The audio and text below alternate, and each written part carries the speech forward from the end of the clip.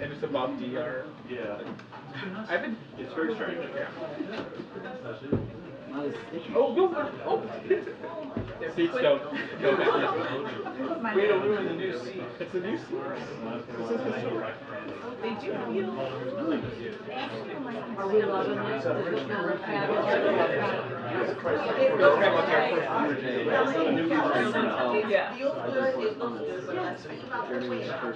Yes, we all got to take care of it. Smells good in here. Smells good, look good. I'm not sure.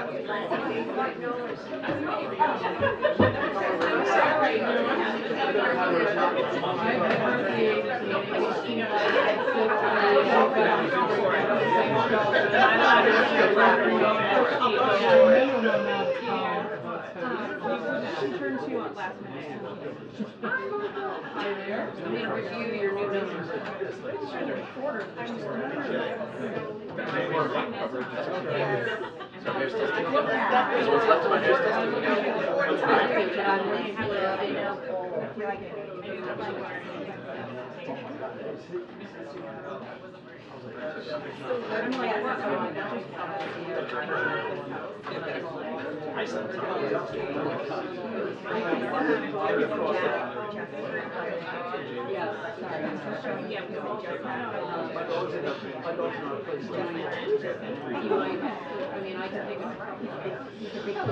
Hi.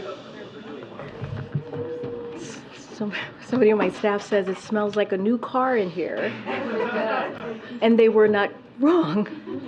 You say that one time? Kick the tires?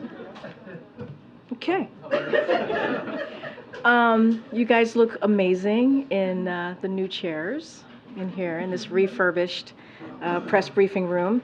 But I also, in all seriousness, I also wanted to shout out to everyone who moved heaven and earth, literally heaven and earth. If you saw what this place looked like on Saturday, you'd be shocked to really get this done as quickly as possible. So from construction workers, the crew, to the White House and GSA staff, to your WHCA leadership, Tam Keith, who is no longer the president, as you know, but we now have Kelly O. So thank you so much, Kelly O'Donnell, to be more precise. So this was a big undertaking, and the room looks amazing and it looks great. So congratulations to all of you, and thank you for that. All right, so a couple of things at the top before we get started. So wanted to turn to some big news, as you all heard from us, that we're going to be doing this week, actually tomorrow, on the 82nd anniversary of Emmett Till's birth. President Biden will sign a proclamation to establish the Emmett Till and Mamie Till Mobley National Monument in Illinois and also in Mississippi. The new monument will protect places that tell the story of Emmett Till's too short life and racially motivated murder, the unjust acquittal of his murderers, and the activism of his mother, Mamie Till Mobley, who courageously brought the world's attention to the brutal injustices and racism of the time, catalyzing the civil rights movement.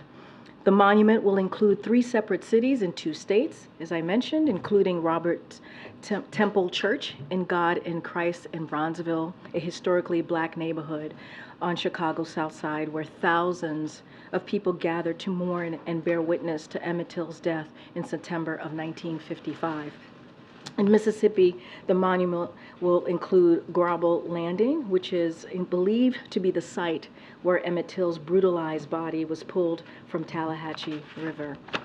The third site is the Tallahatchie County 2nd District Courthouse in Sumner, Mississippi, where Emmett Till's murderers were tried by an all-white jury and wrongfully acquitted. This will be the president's 4th new national monument since taking office. The designation reflects the Biden-Harris administration's work to advance civil rights and commitment to protecting places that help tell a more complete story of our nation's history.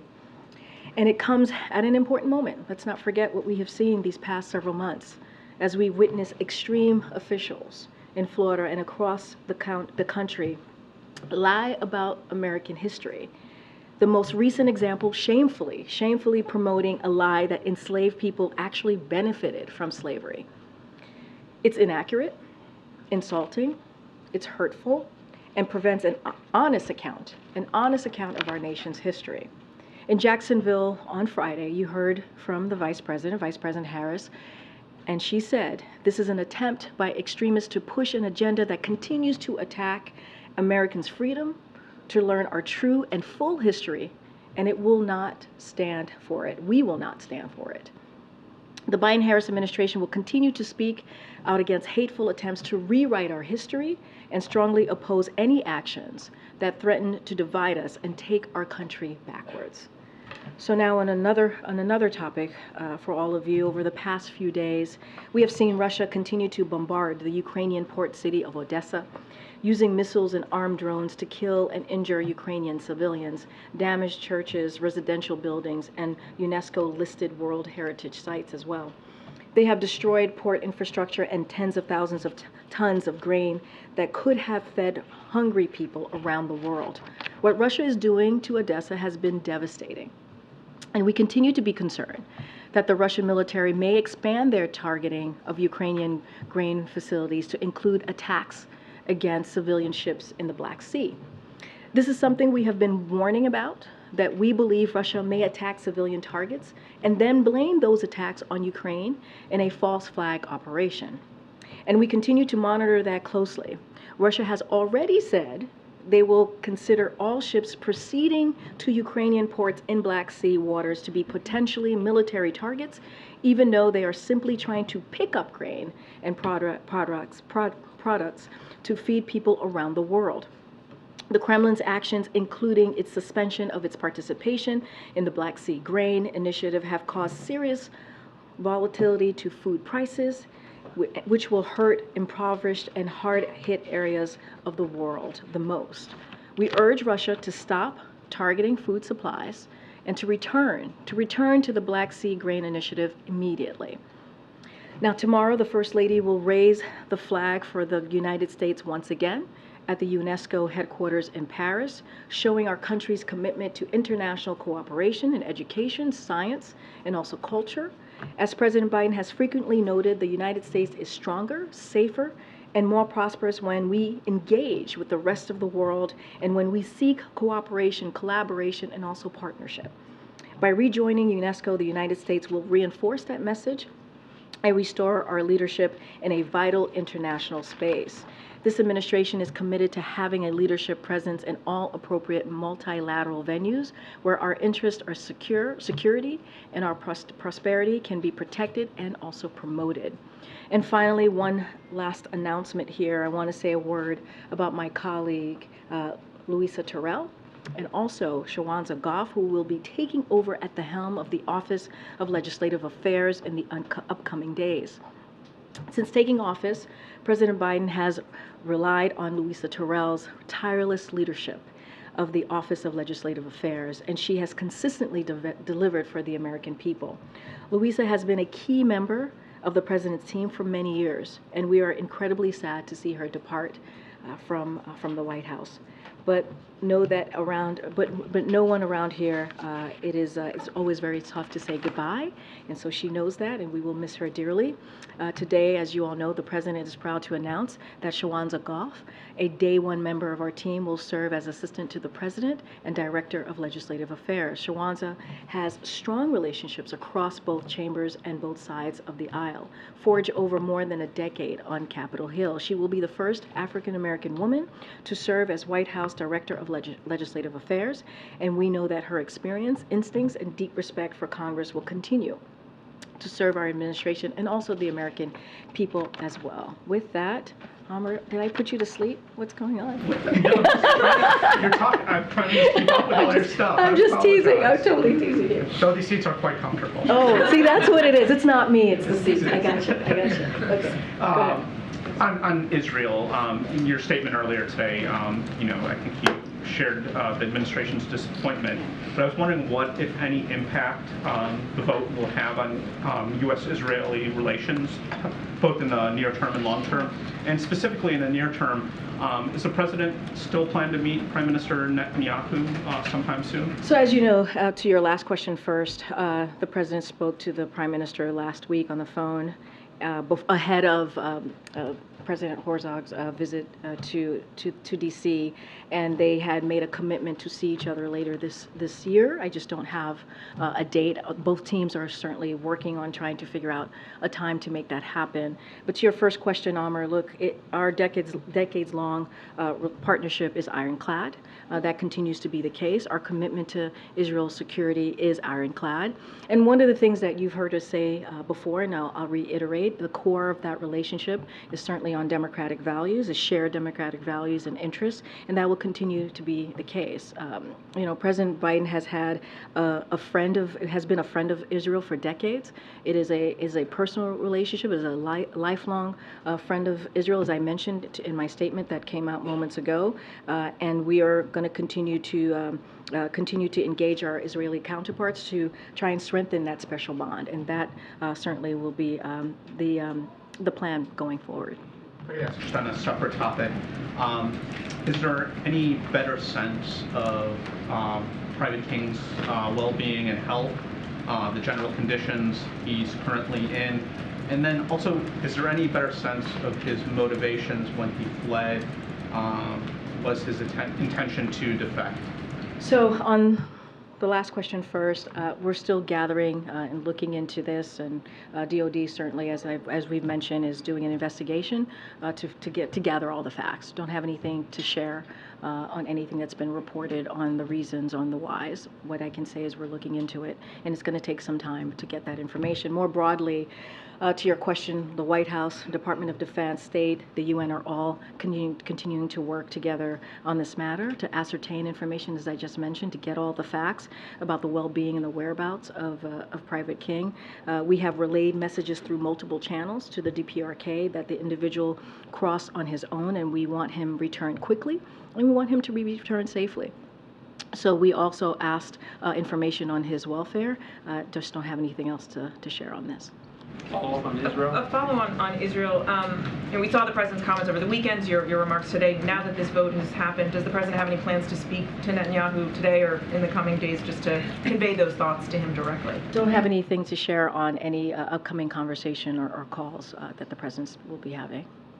And on Texas, Governor Abbott has now responded to the administration responded to the Department of Justice's letter saying, Texas will see you in court, Mr. President. Your response, and can you give us a sense of what comes next here, how quickly this may play out? So I'm going to let the Department of Justice speak to this. They've been very clear last week that they also will see Governor Abbott in court for his unlawful actions. We've been very clear about that, and we have also said that when we move forward with a plan, right, a plan of deterrence, diplomacy, and also enforcement with how we were going to move forward after Title 42 was lifted, we actually saw the numbers go down.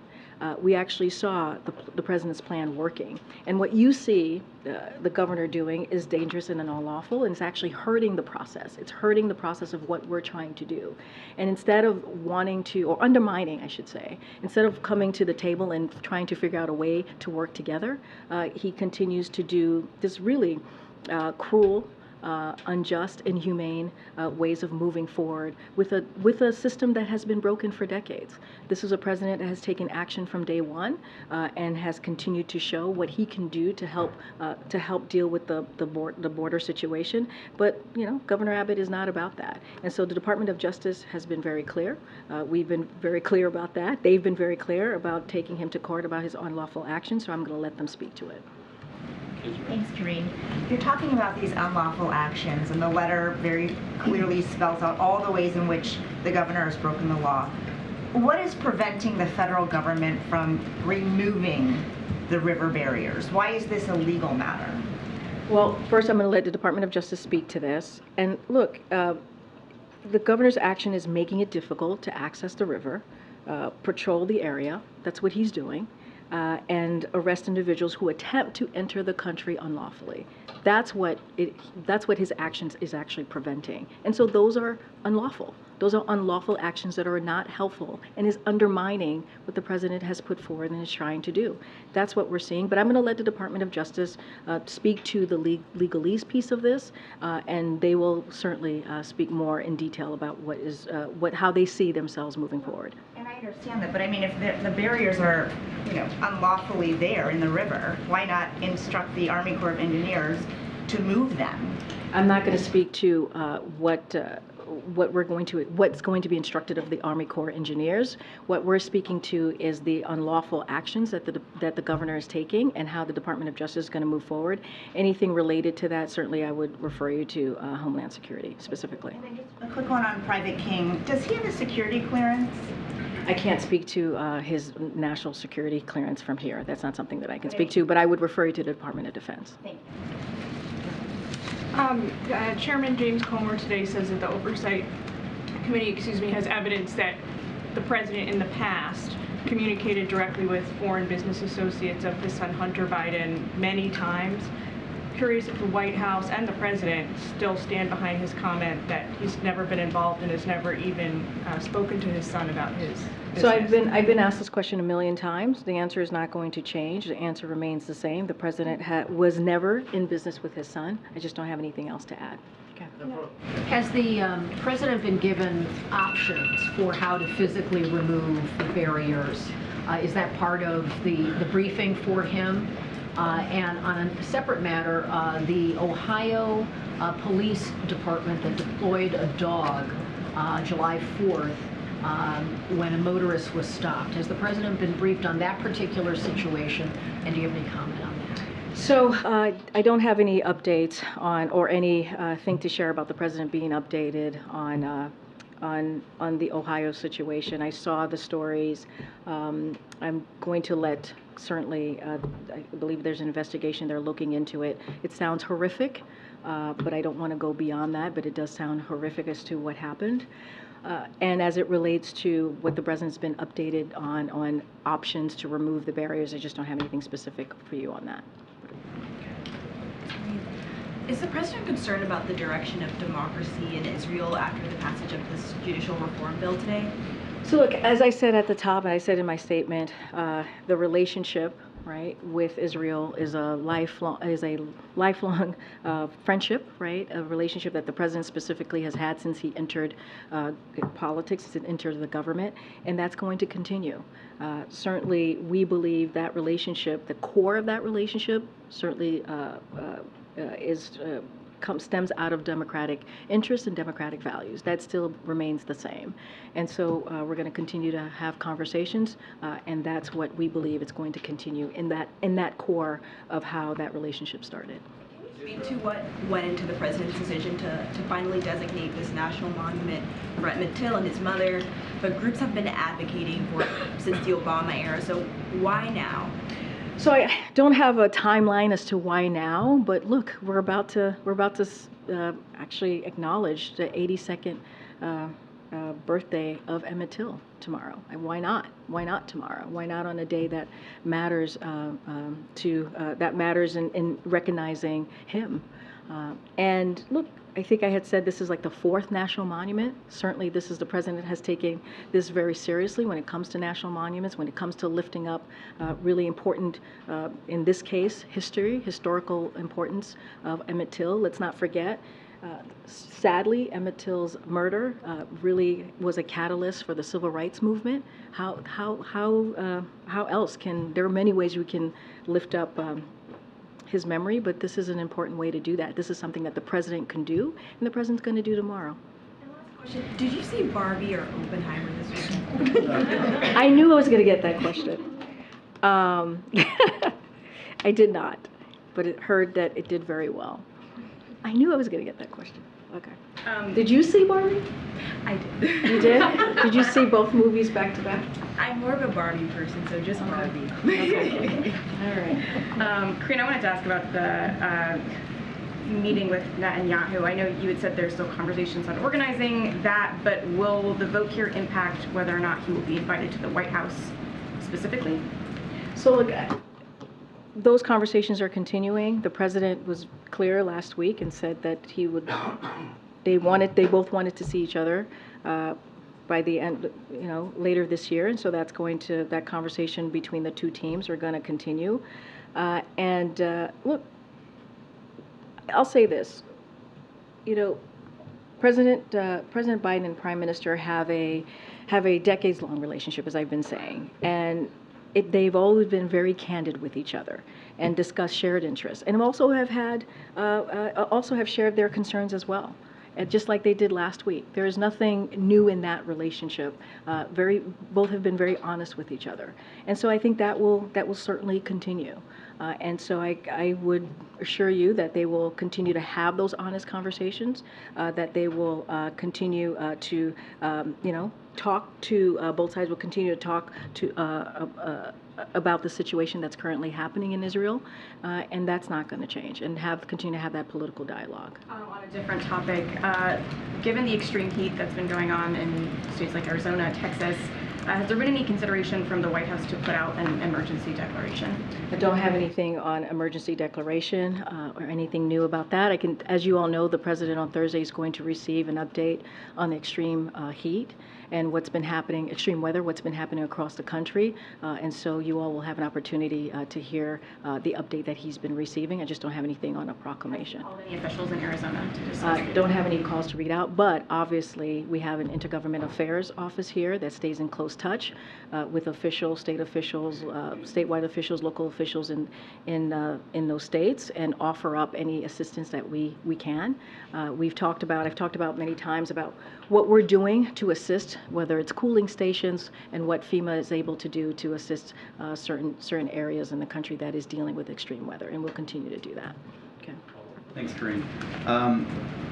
The president urged Israeli leaders to compromise. He urged them to find consensus on judicial reform. They did neither of those. So has the president reached the limits of his influence on the Israeli political process? So look, I think a couple things that I want to say here, and this is part of the statement that I put out. And again, lifelong friendship. It is unfortunate that the vote today took place with the slimmest possible majority. And we understand talks are ongoing. Let's not forget that. They're ongoing and likely to continue over the coming weeks and months to forge a broader compromise, which is what the president has been calling for these past several months, even when Knesset is in recess. So that's what we understand. So the United States, we will continue to support the efforts of President Herzog and other Israeli leaders as they seek to build a broader consensus through political dialogue. That's what we're going to continue to support, and we understand that the conversation is ongoing. So yeah, given the fact that they are still considering other components of this judicial reform, is the president going to continue to speak out, urging consensus and compromise, and is he willing to go further? Is he willing to put anything else behind this other than rhetoric? I mean, the U.S. gives Israel billions of dollars in aid a year. Is he willing to put that on the line to try and get the outcome that he'd like to see in Israel? I wouldn't say it's just rhetoric. When the president speaks, it sends a message. And not only that, it's not just rhetoric. He's had private conversations with the prime minister. He's had conversations, a bilateral meeting with the president of Israel, President Herzog, just last week. So the president has been very clear. He believes there needs to be a broader consensus. There continues to be dialogue. That's what we're calling for. I think that's really important over the next couple of weeks and months. And so that's what we believe, we understand is going to happen or is happening, and we're going to continue to support those efforts. And does the president intend to nominate a new ambassador to Israel? I believe the most recent ambassador, Tom Knights, just ended his tenure. There's a chargé currently in charge.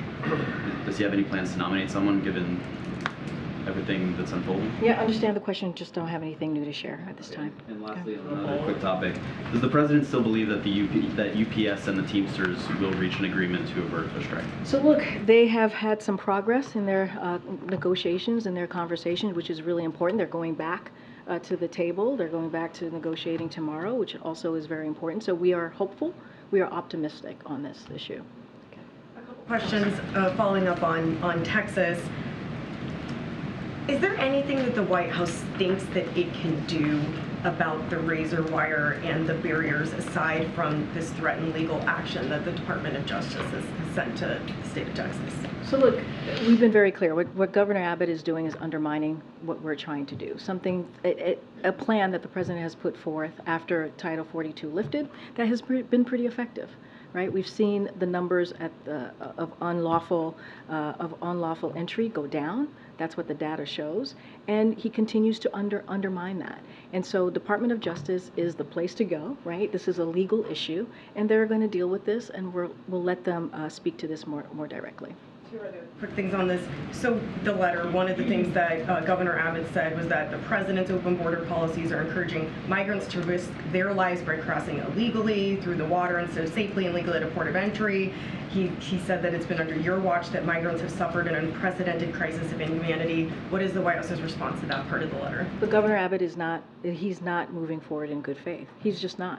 There's no good faith effort here in what Governor Abbott is doing. And the only person, the one person that is sowing chaos is Governor Abbott. That's what he continues to do, political stunts in an inhumane way.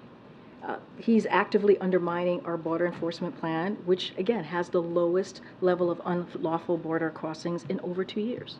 He's making this more difficult. And so he's not operating in good faith here.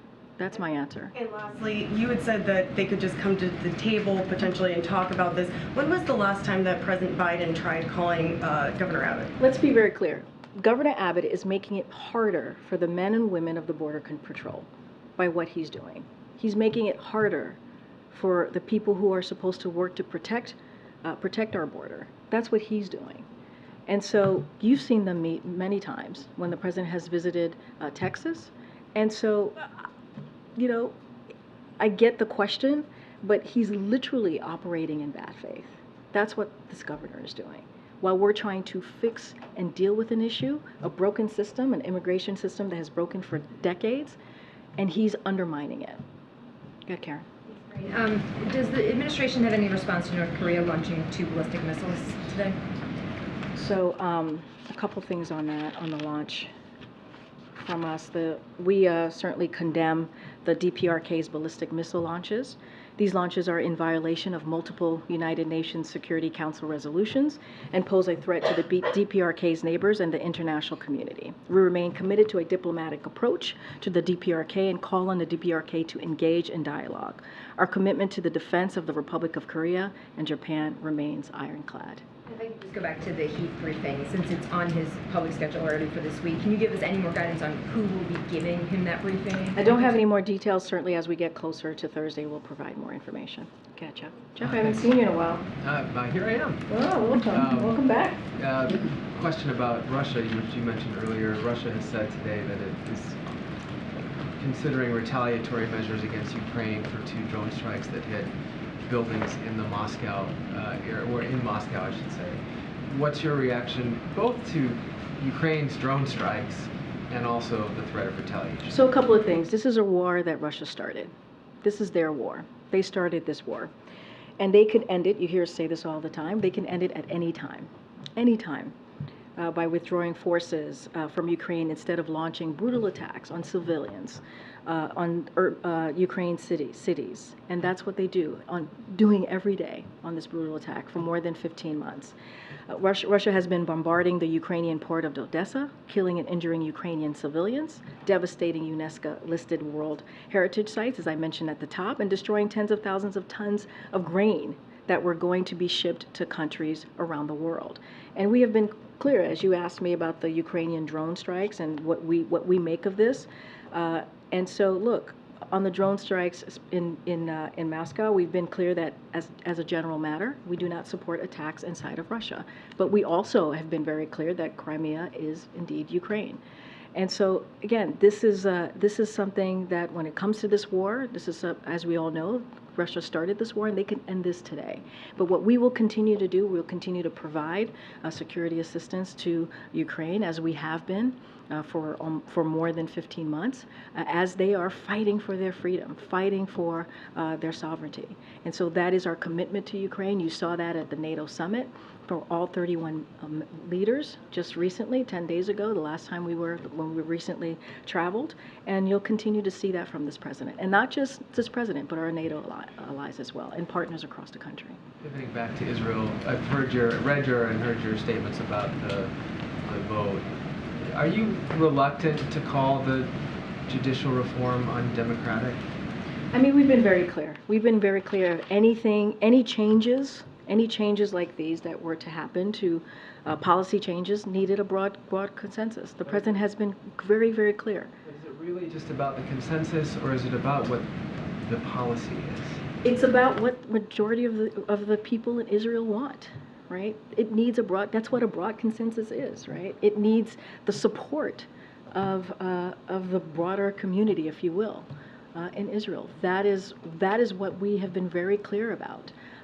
And you saw from the president's statement that instead of being less divisive, this is the president's statement yesterday, it became more divisive. And so we are, it is unfortunate that the vote happened today. It took place with the slimmest possible majority,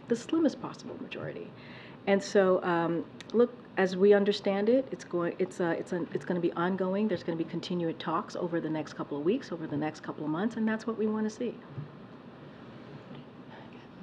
On the call with Biden and Netanyahu last week, Axios reported that Biden told Netanyahu he isn't the only one who's concerned about where the Prime Minister is taking Israel. Many Americans are too.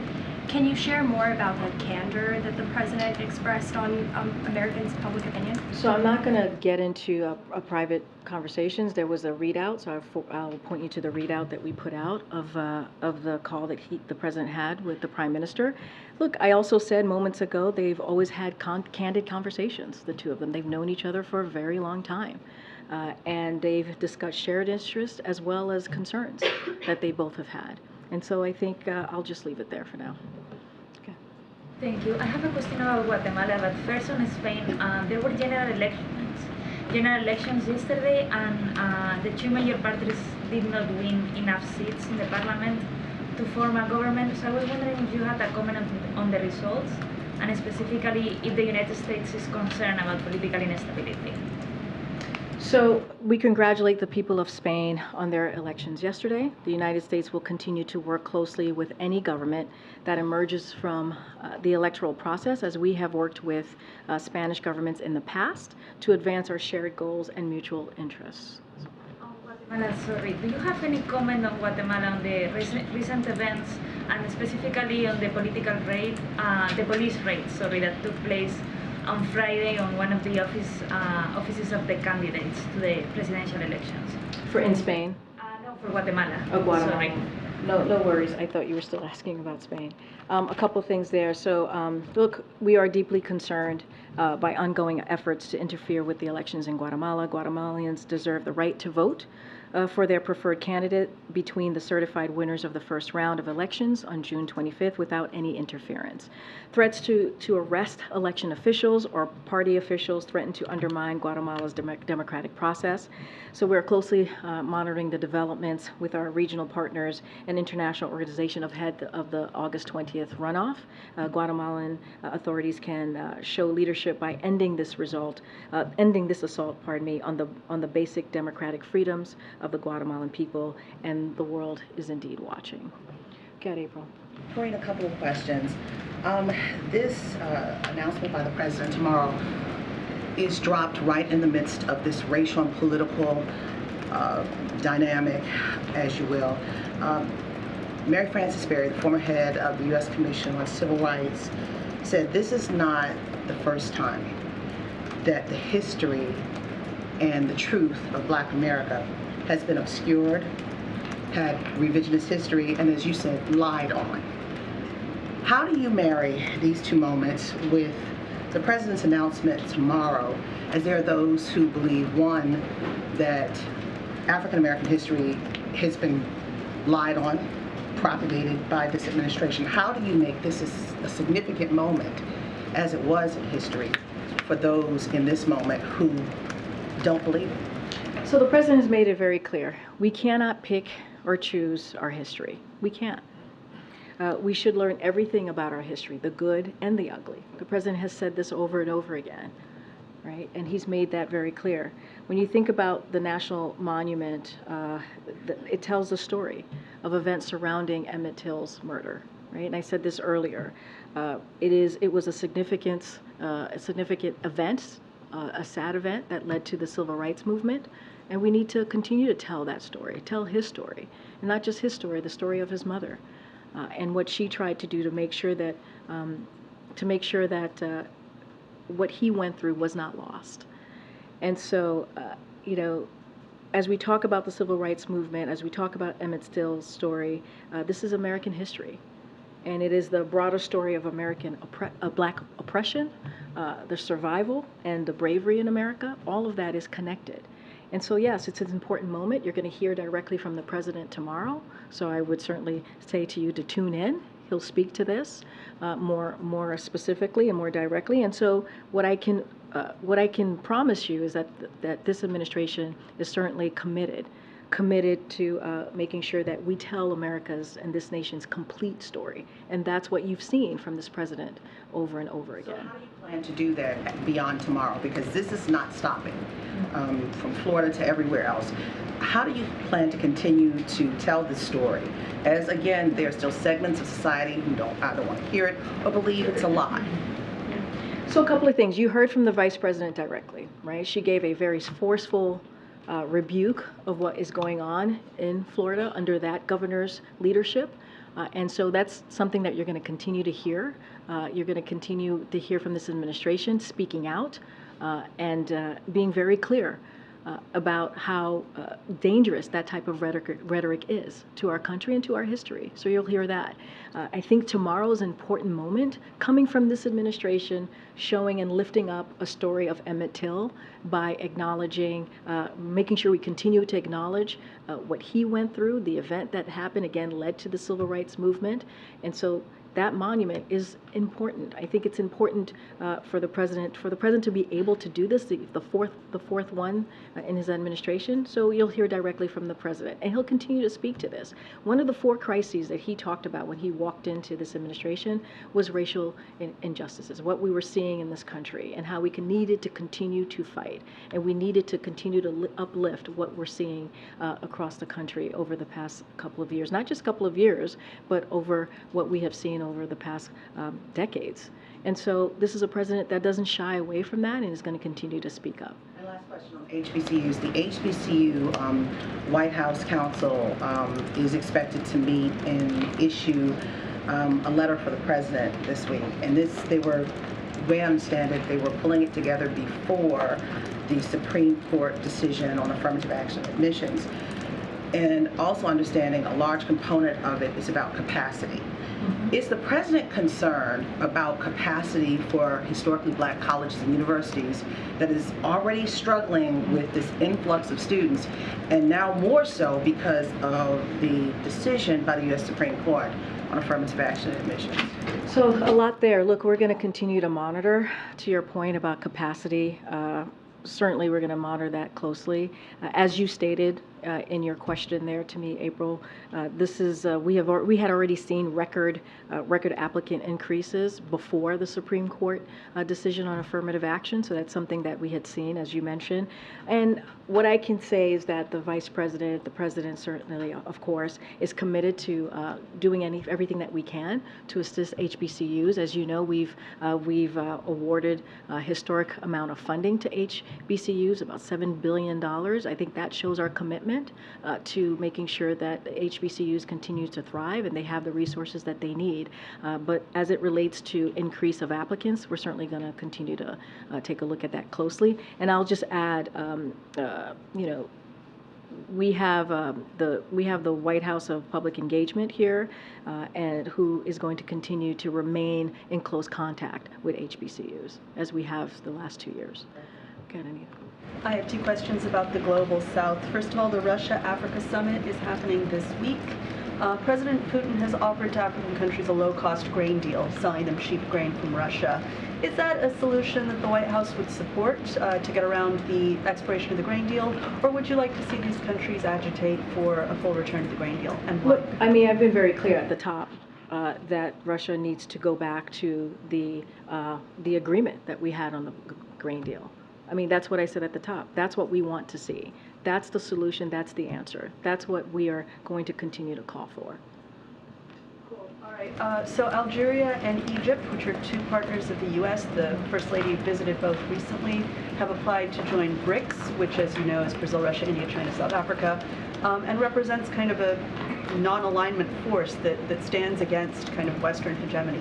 So how do you feel about this development? Do you welcome this? So we have a couple of things here. First, I would refer you to the countries to speak on their own about their diplomatic engagement. That is something that they should certainly speak to that on their own. For our part, we lead in our engagement with an affirmative agenda focused on demonstrating the benefits of our governance and economic models. U.S. policy does not ask our partners to choose between the United States and other countries. We have repeatedly emphasized that the U.S. does not want to limit countries' partnership with other countries, but we want countries to have choices on how to deliver results to their citizens as well. I'll also add, we've talked about this a couple times already, that Russia will be forced to explain itself when it meets with African countries about why they decided to stop participating in the Black Sea Grain Initiative, as you just asked me moments ago. Like, that's what we want to see. We want them to get back into the initiative, the Black Sea Grain Initiative. And look, Russia's actions this past week, as I mentioned already, which include the blockading of Ukrainian ports to stop the export of grains and critical food products, and bombing grain stockpile shortages facilities, have increased the price of food in many places throughout the world, and it will hurt regions such as the Horn of Africa as well. So, you know, many people around the world will find it harder to afford basic food, as well as the results of Russia's actions. And so I imagine that this will be at the topic of discussions this week, and so we will see. We will see. And then just quickly, the chairman of the House Foreign Relations Committee, Foreign Affairs Committee rather, has expressed opposition to U.S. officials traveling to Taliban-controlled Afghanistan.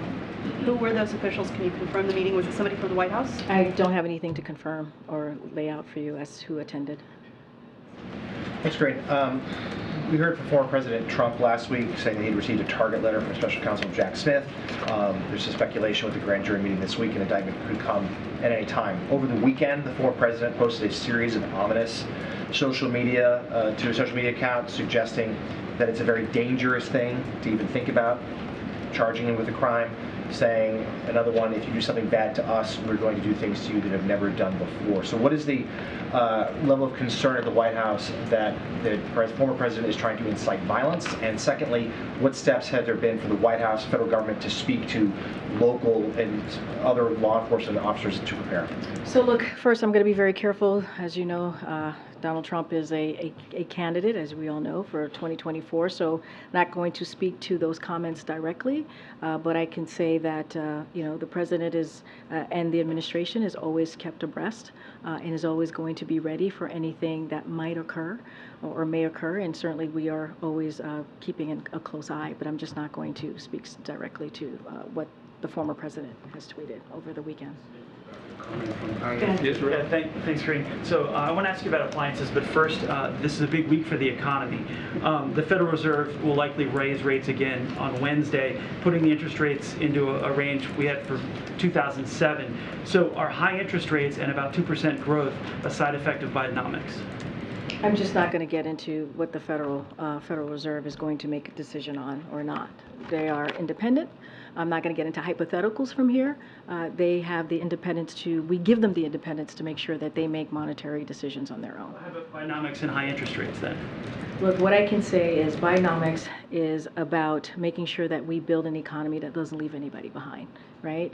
When you see the data, when you see that inflation has indeed come down, has come down the last 12 months, and that's important. That's what the data has showed. That is important, and also while wages are going up. And so this is Bidenomics at work. This is the president's policies, making sure, again, that we build an economy from the bottom up, middle out. I'm not going to get into the Federal Reserve, the decision that they may or may not make. That is up to them. They are independent. On appliances, so from this administration, we've seen them go after gas stoves, air conditioning units with regulation, refrigerators, washing machines, dishwashers, now water heaters. How many more home appliances will Americans eventually have to replace then because of regulations? So just to be clear, when it comes to water heaters, and it is proposed, what has been put forward, and if it is enacted, it would not take it into effect until 2029. So let's not forget that. So we want to make sure that we have the facts out there.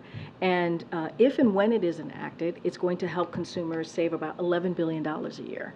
That's what the president wants to do. He wants to make sure that we lower costs for the American people. That's why the Inflation Reduction Act is so important, right? Because it's going to provide up to $2,000 in credit as it relates to energy. So those are the things that the president is focused on. But again, if enacted, it wouldn't be enacted until 2029. And if it is enacted, to add to that, consumers would save $11 billion a year. So my toaster is safe. The administration has been very forceful in denouncing the efforts to restrict and revise history in some cases, but has it explored going further?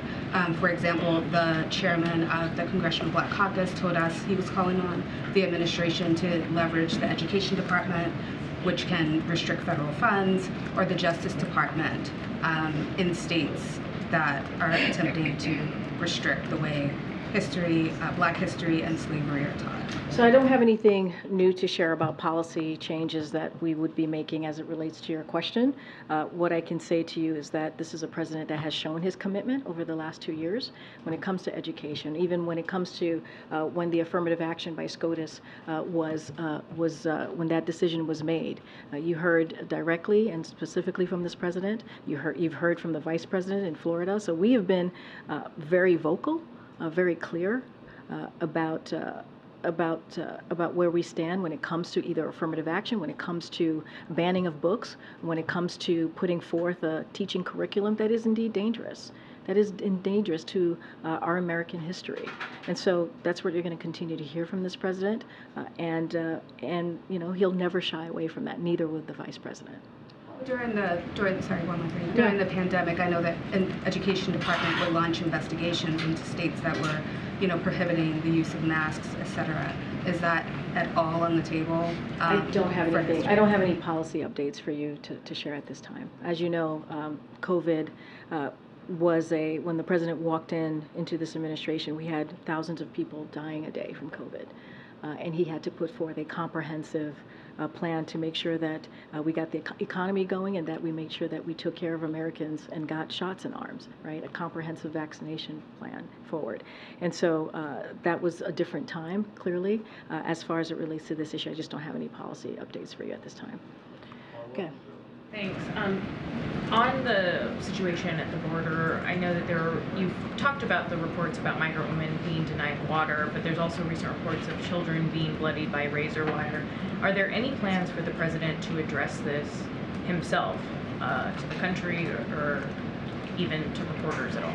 I think it's important that the Department of Justice is assessing this. I think it's important that the Department of Justice is looking into these types of unlawful actions. I think it's important, as the President's White House press secretary, that I've spoken multiple times here at this podium, especially last week, about how unlawful and how inhumane Governor Abbott's actions has been. And so we'll continue to do that. And we'll continue to move forward with our plan that actually moves forward with dealing in immigration in a humane way. We've been always very clear about that. As we move forward in dealing with this immigration issue, we have to do it in a humane way. And that's what we've seen. That's why we've expanded legal pathways. That's why we've made sure that we've had diplomatic conversation. That's why we've made sure that we've had enforcement at the border to make sure the unlawful process of this is dealt with. And so that's what you've seen. I think if you look at the president's actions, that says everything that you need to know to the question that you're asking me. From the day one of this administration, the president put forth a comprehensive immigration piece of legislation to deal with this issue that has been a problem, a broken system for decades, wanting to do it in a humane way. When you have a governor who is undermining the process and doing it in a way that is not in good faith, we're going to call that out too. I'm going to let the Department of Justice deal with that. But any plans for him to actually What I'm saying is the president, I feel that he has been very, very clear about this by taking actions, by being vocal many times on this, and has said we need to do this in the right way. We need to do this in a humane way. And that's what you're going to continue to see from this administration. And you've seen that in actions from this administration. All right, everybody, I'll see you tomorrow.